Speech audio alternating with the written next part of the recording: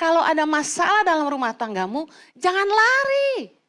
Hadapi bersama Tuhan. Kadang-kadang dalam perjalanan iman kita ngalamin kayak murid-murid Yesus. Tuhan di mana nih? Tuhan ada nggak ya? Real nggak sih?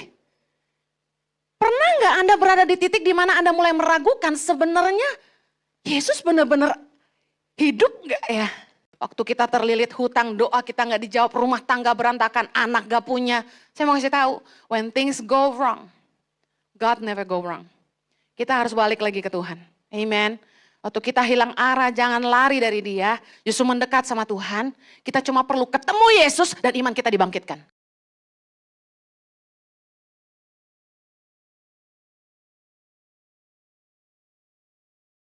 Baik, saya akan bicara tentang sebelum kenaikan Kristus, before the ascension of Christ. Apa yang Yesus lakukan sebelum Dia terangkat ke sorga. Ada 3 hal yang saya mau bagikan. Yang pertama, Yesus membuktikan bahwa Ia hidup. Kita lihat dalam Kisah Rasul 1 ayat yang ketiga. Kita baca-baca sama-sama. Kepada mereka, Ia menunjukkan dirinya setelah penderitaannya selesai. Dan dengan banyak tanda, Ia membuktikan bahwa Ia hidup.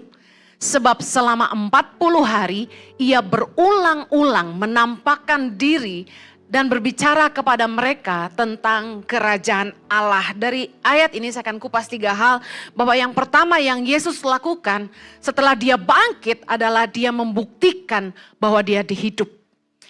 Yesus harus menampakkan dirinya kepada murid-muridnya dan kepada banyak orang waktu itu. Karena Anda harus bayangkan bagaimana domba-dombanya, murid-muridnya, apa yang mereka rasakan, apa yang mereka alami setelah Yesus yang mereka ikuti, yang mereka percaya punya kuasa. Lalu tiba-tiba disalib, mati, lalu dikubur. Bagaimana keadaan mereka? Mari kita lihat firman Tuhan. Yang pertama, murid-murid sangat ketakutan. Dalam Yohanes 20 ayat 19, ketika hari sudah malam pada hari pertama minggu itu, berkumpullah murid-murid Yesus di suatu tempat dengan pintu-pintu yang terkunci. Karena mereka takut kepada orang-orang Yahudi. Pada waktu itu datanglah Yesus dan berdiri di tengah-tengah mereka dan berkata, damai sejahtera bagi kamu. Bayangkan keadaan mereka waktu Yesus mati.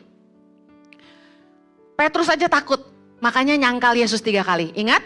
Nah, murid-murid Yesus yang lain pun ketakutan. Mereka mulai sembunyi. Dikatakan mereka masuk ke ruangan itu dan dengan pintu-pintu yang terkunci karena mereka takut kepada orang Yahudi. Yang lain bagaimana? Tercerai-berai. Mereka lari kemana-mana, berusaha bersembunyi. Ada yang dikatakan firman Tuhan, mereka sampai mau keluar kota, meninggalkan kota Yerusalem dalam Markus 16 ayat 12. Keduanya dalam perjalanan keluar kota ketika Yesus menampakkan diri sama mereka. Lalu bagaimana dengan yang lain? Mereka sampai balik lagi jadi penjala ikan, termasuk Petrus dengan teman-temannya. Dalam Yohanes 21, karena hilang arah mereka mulai ikut Petrus aja deh. Petrus itu dari dulu leadership yang born to be leader ya. Yohanes 21 ayat 2. Di pantai itu berkumpul Simon Petrus, Thomas yang disebut Didimus, Nathanael dari Kana di Galilea, anak-anak Zebedeus dan 2 orang muridnya yang lain. Kata Simon Petrus kepada mereka, aku pergi menangkap ikan. Kata mereka kepadanya, kami pergi juga dengan engkau. Mereka berangkat lalu naik perahu, tetapi malam itu mereka tidak menangkap apa-apa. Deja vu. Familiar dengan ayat ini? Pernah terjadi sebelumnya? Waktu mereka mulai hilang arah, aduh guru, rabi mereka mati. Mereka kembali jadi penjala ikan. Petrus yang selalu jadi leader di tengah-tengah mereka, bilang aku mau balik lagi aja nangkap ikan. Yang lain bilang gue ikut. Karena mereka udah gak tahu mereka mesti ngapain. Orang yang udah mulai jauh dari Tuhan, biasanya cenderung balik lagi ke hidup yang lama. Real? Orang kalau udah mulai hilang arah, hilang visi, dalam pernikahan udah gak jelas nih pernikahan mau dibawa kemana. Biasanya mulai telepon pacar lama. Murid-murid Yesus kembali ke tempat yang sama. Balik ke keadaan yang sama. Dengan ketika Yesus waktu pertama kali panggil mereka untuk ikut dia. Kejadiannya sama persis. Mereka nggak dapat ikan. Karena itulah sangat penting buat Yesus ketika dia bangkit. First thing first, dia harus buktikan bahwa, hey, saya hidup. Saya bangkit. Yesus tunjukkan dirinya kepada banyak murid-muridnya. Dalam perjalanan iman kita, ada kalanya kita takut, kita putus asa, kita hilang arah. Yang kita perlu lakukan adalah kita perlu datang sama Yesus. Jangan menjauh, justru harusnya kita datang sama Tuhan. Karena kita butuh Tuhan bicara buat hidup kita dan supaya kita tahu kita harus kemana. Apa yang murid-murid Yesus alami, kita alami hari ini bukan? Sometimes dalam perjalanan imam kita enggak semuanya mulus-mulus aja. Kita doain orang sakit dalam nama Yesus, mati. Lah katanya apabila kamu numpangkan tangan pada orang sakit, mereka sembuh. Terus ada orang-orang yang ketika mereka udah doa tahunan, tapi Tuhan gak jawab doa mereka. Mereka gak punya keturunan. Mereka mulai goyang. Baru semalam saya baca DM dari seorang ibu. Dia bertengkar sama suaminya, lalu dia pergi keluar rumah, dia tinggal sama kakaknya. Dan mereka sudah nikah 4 tahun dan tidak dikaruniai keturunan, belum dikaruniai keturunan, baru 4 tahun. Apa yang terjadi? Suaminya mau datang jemput dia dan minta maaf karena pertengkaran mereka. Mertua laki-laki halangi, jangan jemput lagi. Apa yang dilakukan? Suaminya ditunangkan dengan perempuan lain dan mau dikawinkan. Karena apa? Karena gak bisa kasih keturunan. Suaminya ikut. Suaminya nurut kata papahnya. Dengar baik, kalau ada masalah dalam rumah tanggamu, jangan lari. Hadapi bersama Tuhan. Amen. Kita kadang-kadang dalam perjalanan iman kita ngalamin kayak murid-murid Yesus. Tuhan di mana nih? Tuhan ada nggak ya? Real nggak sih? Pernah nggak Anda berada di titik di mana Anda mulai meragukan sebenarnya Yesus benar-benar hidup nggak ya? Yesus benar-benar nabi apa Tuhan ya? Kita mulai goyang nih. Waktu bisnis kita jatuh ke bawah. Waktu kita terlilit hutang, doa kita nggak dijawab, rumah tangga berantakan, anak gak punya. Saya mau kasih tahu, when things go wrong, God never go wrong. Kita harus balik lagi ke Tuhan. Amen. Waktu kita hilang arah, jangan lari dari Dia, justru mendekat sama Tuhan. Kita cuma perlu ketemu Yesus dan iman kita dibangkitkan. Katakan amen. Apa yang Yesus lakukan sebelum Dia terangkat ke surga? Yang kedua, Yesus mengumpulkan banyak saksi, dikatakan dalam Kisah Rasul 1 ayat 3 tadi, bahwa gini, dengan banyak tanda ia membuktikan bahwa ia hidup dan selama 40 hari ia berulang-ulang menampakkan diri. Jadi selama 40 hari Yesus tuh berulang-ulang menampakkan diri kepada berapa orang? Mari kita lihat dalam 1 Korintus 15 ayat yang kelima. Bahwa ia telah menampakkan diri kepada Kefas dan kepada 12 muridnya. Sesudah itu ia menampakkan diri kepada lebih dari berapa? 500 saudara sekaligus. Kebanyakan dari mereka masih hidup sampai sekarang, tetapi beberapa di antaranya telah meninggal. Sekarang tuh maksudnya di zaman Paulus ya. Karena Rasul Paulus yang tulis ini. Nah, apa yang kita bisa belajar dari sini? Yesus pertama buktikan bahwa dia hidup kepada murid-muridnya. Kedua, dia mengumpulkan banyak saksi. Untuk membuktikan sebuah kebenaran, kita harus punya banyak saksi. Dalam kehidupan kita kadang-kadang kita bilang gini, yang penting Tuhan yang tahu. Hanya Tuhan yang tahu isi hatiku. Firman Tuhan berkata begini, Tuhan lihat hati, tapi manusia melihat apa yang di depan mata. Manusia lihat yang di depan mata. Cuma Tuhan yang tahu hatimu. Setuju, katakan amin. Suami istri juga gitu. Makanya gak bisa pakai bahasa isyarat lalu kita marah. Kok lu gak ngerti sih? Iyalah, kamu gak bilang apa-apa. Karena yang tahu hati kita cuma Tuhan. Manusia lihat Apa yang di depan mata? Kalau Anda benar-benar berintegritas, kalau Anda benar-benar hidup benar, kalau Anda tidak mencuri, Anda tidak selingkuh, Anda harus punya saksi. Yesus ingin menyatakan kebenaran bahwa dia bangkit, bahwa dia Tuhan yang tidak mati. Dia kumpulin banyak saksi. Makanya dia berulang-ulang menampakkan diri. Dengar baik, Roma 14 ayat 16 bilang gini, apa yang baik yang kamu miliki, janganlah kamu biarkan difitnah. Lihat ayat ini. Apa yang baik yang kamu miliki, janganlah kamu biarkan difitnah. Sometimes kita terlalu naif. Kita bilang, biar hanya Tuhan yang tahu. No, manusia perlu tahu. Firman Tuhan berkata, biarlah kebaikan hatimu diketahui semua orang. Hari Tuhan sudah dekat. Kita bukan mau nunjukin ego baik loh. No, arti firman Tuhan begini. Kalau kamu hidup benar, tampakkan itu di depan semua orang. Saya sudah pernah khotbahkan ini. Kalau saya beli merchandise tangan pengharapan, batik tangan pengharapan atau kaos positif by TP seperti yang saya kenakan hari ini, saya transfer ke rekening Yayasan Tangan Pengharapan. Bukti transfernya saya kirim ke grup staff. Dan juga kepada bagian finance. Sebenarnya sebagai pimpinan, saya mau bayar ke bagian keuangan, staf yang lain gak perlu tahu. Setuju? Kalau saya bilang sama mereka, saya bayar kok kaos ini.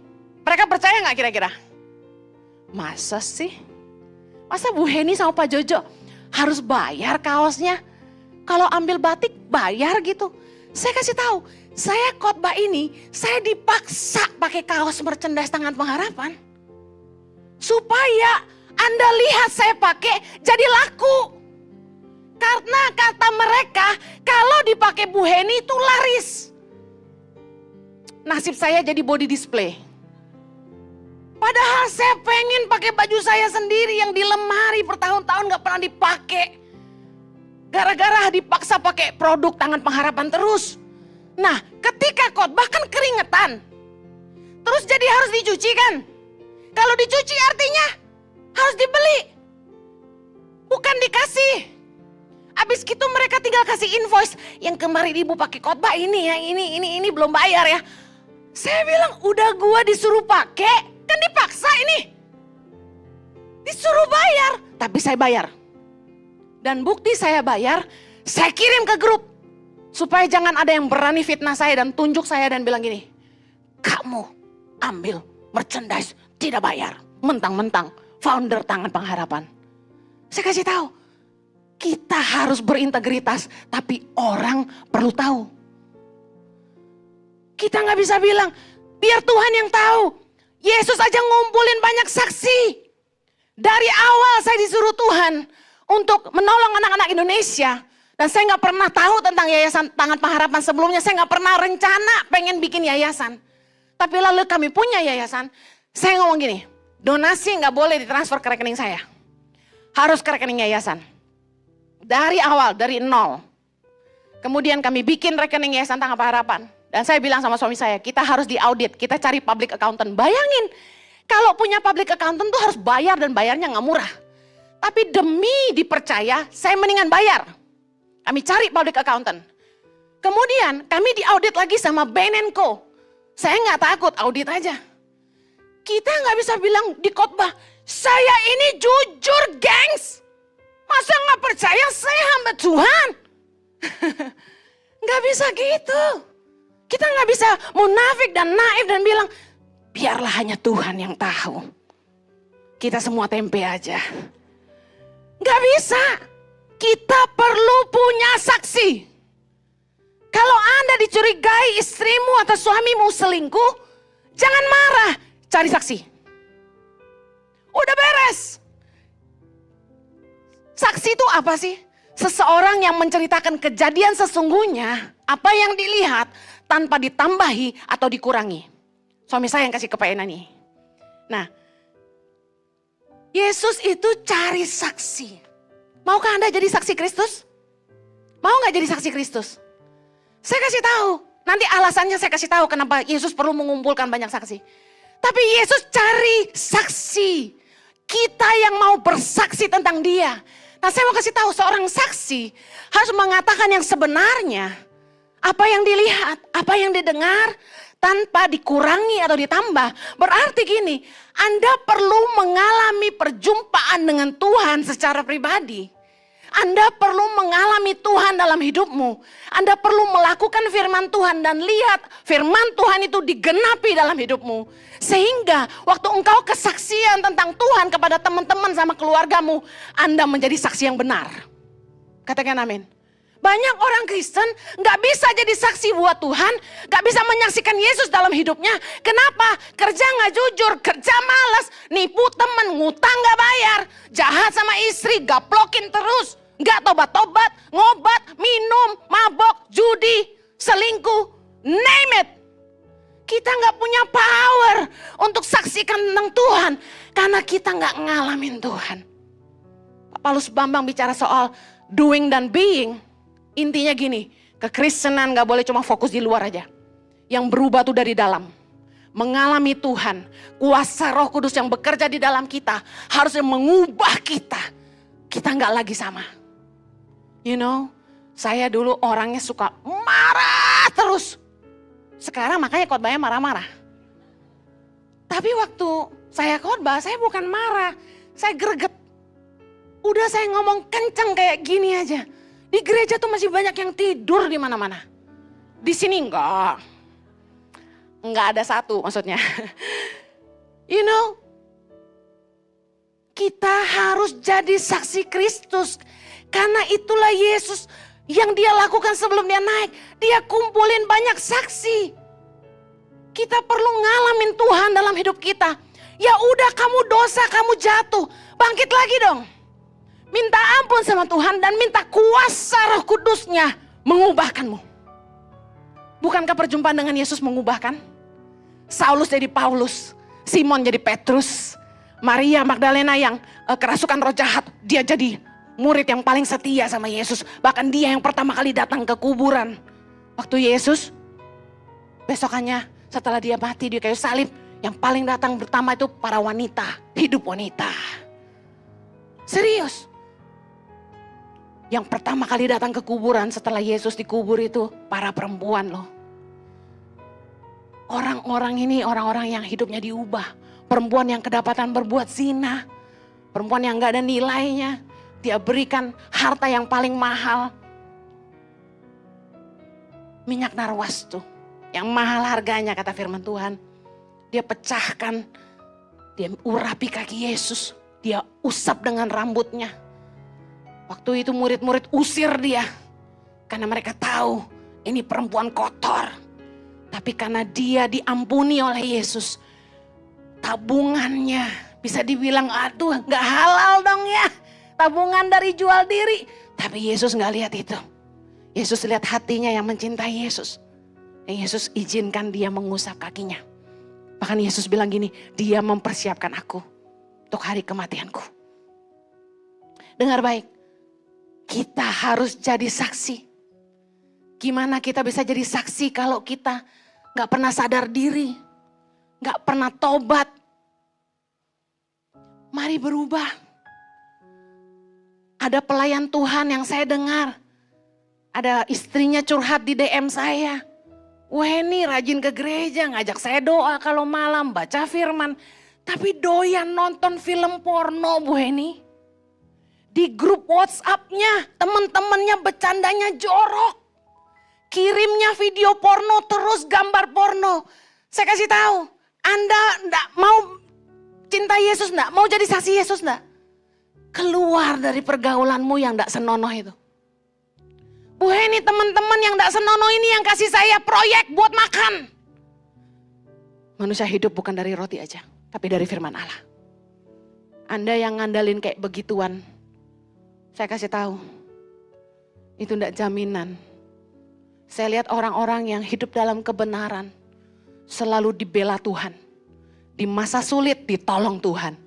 Orang-orang yang enggak jujur, enggak ikut kebenaran firman Tuhan, mereka kolaps habis-habisan. Jangan nipu-nipu orang. Jangan main-main lagi dengan dosa. Ayo hidup jadi saksi Allah. Yang mau katakan amin. Mengapa Yesus harus mengumpulkan banyak saksi? Karena ada dusta yang disebarkan di antara orang Yahudi bahwa mayat Yesus itu dicuri malam-malam waktu para penjaga tidur. Dalam Matius 28 ayat 11, ketika mereka di tengah jalan, para penjaga kuburan, datanglah beberapa orang dari penjaga itu ke kota dan memberitahukan segala yang terjadi itu kepada imam-imam kepala. Dan sesudah berunding dengan tua-tua, mereka mengambil keputusan untuk memberikan sejumlah besar uang kepada serdadu-serdadu itu. Dan berkata, kamu harus mengatakan bahwa murid-muridnya datang malam-malam dan mencurinya ketika kamu sedang tidur. Dan apabila hal ini kedengaran oleh wali negeri, kami akan berbicara dengan dia sehingga kamu tidak beroleh kesulitan apa-apa. Ayat 15, mereka menerima uang itu dan berbuat seperti yang dipesankan kepada mereka. Dan cerita itu tersiar di antara orang Yahudi sampai sekarang ini. True, kenapa orang Yahudi tidak percaya bahwa Yesus adalah Mesias? Karena beritanya di Israel, Yesus itu dicuri mayatnya sampai sekarang. You know? Wow. Mereka mau bikin berita bohong tentang kebangkitan Yesus. Makanya Yesus sudah tahu. Yesus kumpulkan banyak saksi. Dunia ini akan membuat berita-berita bohong, ucapan-ucapan dusta untuk melawan firman Allah. Karena itulah kita harus hidup jadi saksi-saksi Kristus yang mengerti, katakan amin. Kalau Anda ingin orang percaya Yesus, kita harus bisa menyebarkan keharuman pengenalan akan Kristus kemana-mana. Kalau Anda tidak berubah dari yang jahat jadi baik, dari yang pelit jadi murah hati, dari yang kasar jadi lemah lembut, dari yang suami istri berantem melulu jadi rukun banget. Kalau dunia tidak lihat perubahan itu, orang tidak akan pernah percaya Yesus. Yang ketiga, apa yang Yesus lakukan sebelum dia terangkat ke sorga? Yesus memberitakan Injil Kerajaan Allah. Kisah Rasul 1 ayat 3b tadi bilang gini, sebab selama 40 hari ia berulang-ulang menampakkan diri dan berbicara kepada mereka tentang kerajaan Allah. Berita apa yang Yesus beritakan? Mari lihat apa yang Yesus katakan dalam Lukas 24. Lukas 24 ayat 46. Kata Yesus kepada mereka, ada tertulis demikian, Mesias harus menderita dan bangkit dari antara orang mati pada hari yang ketiga. Ayat 47, dan lagi dalam namanya berita tentang pertobatan dan pengampunan dosa harus disampaikan kepada segala bangsa mulai dari Yerusalem. Ayat 48, kamu adalah saksi dari semuanya ini. Nyambung gak? Berita apa yang harus disebarkan? Injil Kerajaan Allah itu tentang apa? Pertobatan dan pengampunan dosa. Berita Injil Kerajaan Allah adalah tentang kasih karunia yang kita terima ketika kita mengenal Dia. Bahwa apabila kita bertobat sungguh-sungguh dari dosa kita dan berbalik kepada Allah, maka Tuhan akan mengampuni dan menyucikan kita dari segala pelanggaran kita. 1 Yohanes 1 ayat 9 bilang, jika kamu mengaku dosa kita, maka ia adalah setia dan adil, sehingga ia akan mengampuni segala dosa kita dan menyucikan kita dari segala kejahatan. Harusnya berita Injil ini yang kita sebarkan. Bahwa berita ini harus terus diteruskan. Kita yang beroleh kasih karunia. Kenapa saya harus ikut Yesus? Karena gak ada di agama lain, ajaran lain yang menjamin bahwa saya diampuni. Dosa saya telah dihapuskan. Dan saya beroleh hidup kekal selain di dalam nama Yesus. Yesus berkata, akulah jalan keselamatan dan hidup. Tidak ada yang berani katakan itu selain Yesus. Karena itu saya ikut Yesus. Karena saya percaya sebagai manusia, kita tidak cukup baik. Kita tidak akan bisa cukup baik. Karena itu kita butuh Tuhan yang baik. Dengar baik. Raja Daud dalam Mazmur 51 ayat 15. Dia bilang gini, maka aku akan mengajarkan jalanmu kepada orang-orang yang melakukan pelanggaran supaya orang-orang berdosa berbalik kepadamu. Waktu saya baca ini saya sangat diberkati. Sebenarnya kalau kita mau memberitakan Injil Kerajaan Allah kepada orang, kita tidak perlu menghakimi mereka. Gak usah menyinggung agamanya, gak usah menyinggung cara mereka beribadah. Kita harusnya ini yang kita lakukan seperti Raja Daud. Mengajarkan jalan-jalan Tuhan supaya orang-orang berdosa berbalik kepada Tuhan. Amen. Gimana kita ngajarin jalan-jalan Tuhan? Kita tunjukin dengan cara hidup kita. Sesederhana itu.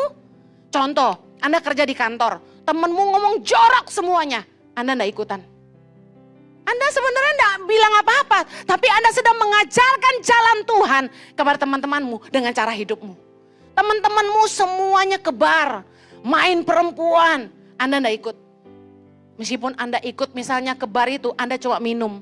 Itu pun karena demi persahabatan, tapi Anda sebentar saja. Karena Anda tahu di situ enggak baik buat Anda. Anda ikut sama teman-temanmu bisnis. Mereka semua nyogok, suap, tusuk, hajar orang, jatoin orang lain. Tapi Anda enggak ikut. Meskipun Anda tahu Anda rugi kalau Anda mundur. Tapi Anda tahu ini enggak benar, Anda mundur. Saya kasih tahu, hidupmu bicara jauh lebih keras daripada omonganmu. Anda ingin memberitakan pengajaran jalan-jalan Tuhan kepada orang-orang, kepada anak-anakmu, kepada istrimu, kepada suamimu, kepada teman-temanmu, kepada keluargamu, hidupi kebenaran. Dengan Anda jadi saksi di tengah-tengah mereka bahwa kita tidak sama dengan mereka, bukan berarti kita lebih merasa benar, tapi kita tunjukin sama mereka ini jalan Allah. Berapa banyak di dunia ini orang begitu jahat. Saya mau bilang gini, Tuhan butuh kita untuk memberitakan Injil Kerajaan Allah. Bahwa kalau kamu bertobat sungguh-sungguh, pengampunan tersedia buat kamu. Dan keselamatan dalam namanya tersedia bagi kamu. Amin. Saya mau akhiri dengan ini. Dalam memberitakan Injil Kerajaan Allah, saya katakan tadi kita tidak boleh menghakimi orang atau menjatuhkan orang lain. Harusnya fokus kita adalah mengajarkan kebenaran dan jalan-jalan Tuhan supaya orang berdosa berbalik kepada Tuhan. Tapi yang saya sedih adalah begini. Di antara pemberita-pemberita Injil menggunakan mimbar untuk saling menjatuhkan. Untuk saling menghancurkan. Menggunakan pelayanan untuk menyikut kanan dan kiri. Sampai ada istilah saingan tukang bakmi ya tukang bakmi, saingan pendeta ya pendeta. Saya sedih sebenarnya. Saya dikirimin link video. Idon bisa main dikit-dikit? Saya dikirimin link video. Apakah perempuan boleh berkhotbah? Lalu foto saya besar. Oke. Banyak pendeta khotbahin saya. 1 Korintus 15 ayat 5 yang tadi kita baca bahwa Yesus menampakkan diri kepada Kefas, kepada 12 muridnya, kepada lebih dari 500 saudara sekaligus. Anda enggak baca nama perempuan di situ bukan? Ada baca nama perempuan di situ? Enggak ada. Yang nulis ini siapa? Rasul Paulus. Rasul Paulus salah satu rasul yang menegakkan adat Yahudi dengan sangat tinggi. Bahwa perempuan itu enggak boleh ngajar, enggak boleh bicara. Mari kita lihat apa yang Rasul Paulus tulis di dalam 1 Timotius 2 ayat 9. Dia bilang gini. Demikian juga hendaknya perempuan, hendaklah ia berdandan dengan pantas, dengan sopan dan sederhana. Rambutnya jangan berkepang-kepang. Jangan memakai emas atau mutiara ataupun pakaian yang mahal-mahal. Ibu-ibu habis ini yang semua yang branded harus dikasih orang ya. Terus jangan kepang lagi ya, emas mutiara nggak boleh pakai.